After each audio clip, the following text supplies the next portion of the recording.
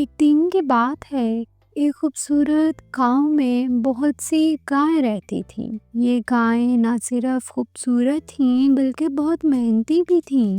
ہر صبح سورج نکلنے سے پہلے وہ اٹھ جاتی، اپنے کھیتوں میں جاتی تھیں اور سبزیوں کی دیکھ بھال کرتی تھیں۔ ان گائیوں کا خاص طور پر ٹماٹر اگانے کا بہت شوق تھا۔ وہ بڑی ہی لال، رسدار اور مزیدار ٹماٹر اگاتی تھیں۔ پورے گاؤں میں ان کے ٹماٹر مشہور تھے۔ ہر کوئی کہتا یہ گائیوں کے ٹماٹر دنیا کے سب سے مزیدار ہیں۔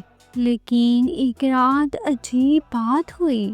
چاندنی رات میں جب سب گائیں سو رہی تھیں، کچھ چور چپکے سے کھیت میں آ گئے۔ وہ چور چھوٹے چھوٹے خرگوش تھے۔ ہاں، یہ خرگوش بڑے ہی شرارتی تھے۔ وہ گائیوں کے کھیت میں گھسے اور ٹماٹر چرا کر بھاگ گئے۔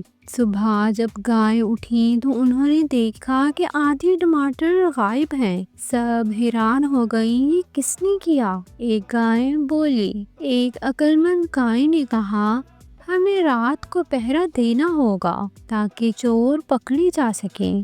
اگلی رات سب گائیں چھپ گئیں اور پہرا دینے لگیں۔ چور دوبارہ آئے تو گائیں اچانک سامنے آ گئی۔ اوہ نو! خرگوش نے چیخ ماری، ہم پکڑے گئے۔